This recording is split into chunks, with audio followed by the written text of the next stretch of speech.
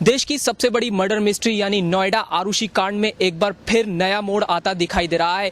आरुषि के पड़ोसी अनीता दुरानी के नौकर राजकुमार ने कहा है कि उनकी जान को खतरा है और आज उन्होंने आईजी मेरठ जोन से अपनी सुरक्षा को लेकर गुहार लगाई है। इस वक्त राजकुमार हमारे साथ हैं, उनसे जानते हैं क्यों उन्होंने अपनी सुरक्षा को लेकर गुहार लगाई है। राजकुमार, स्वागत है आपका। ये आपसे जानना चाहेंगे कि आज आपने गुहार लगाई है अपनी सुरक्षा को लेकर, किससे आपको खतरा है और क्यों वो बड़ा खतरा पैदा हुआ है? जैसे मुझे सीबीआई बार-बार यहाँ पे बुला लेती है, मेरा यहाँ पे कोई भी नहीं है, तो मैं वकील साहब के पास रह रहा हूँ यहाँ पे।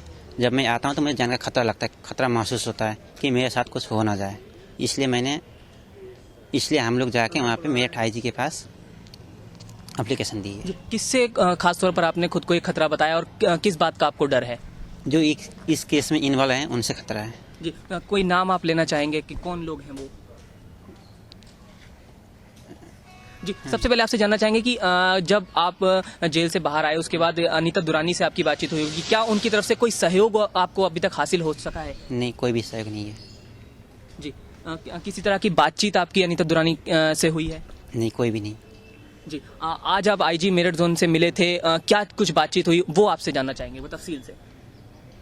हम लोग वहाँ पे गए, एप्लीकेशन दिए तो मेरठ आईजी बोले, उन्होंने पूरा भरोसा दिए हुए हैं।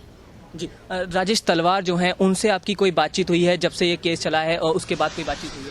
नहीं, उसके बाद कोई नहीं। जी, एक बात खास तौर पर आपसे जानना चाहेंगे, सीबीआई ने दावा किया था कि आपने अपने बयान में कहा है कि आरुषि का मोबाइल आपने तोड़कर कहीं फेंक दिया है, लेकिन बाद में वो बयान जो मोबाइल था वो बुलंदशहर से बरामद कर लिया गया था। इस पर क्या कहना है आपका? क्योंकि आपने जाहिर तौर पर जेल से बाहर आते ये भी कहा था कि मॉडलिंग का लालच भी सीबीआई ने आपको दिया था और वो केस का रुख पलटना चाहती है। क्या कहना है इस तमाम बातों पर आपका?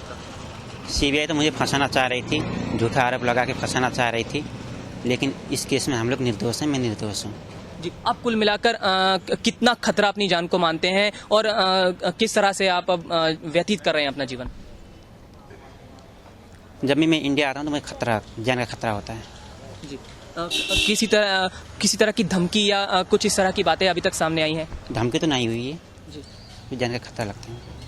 धन्यवाद हमसे बातचीत करने के लिए। ये थे राजकुमार जो कि अनीता दुरानी के नौकर हैं और खुद को बता रहे हैं कि उनको जान का खतरा है और आज इसी संबंध में उन्होंने आईजी मेरठ जोन से गुहार लगाई है। Jatin Goswami, India news, Ghaziabad.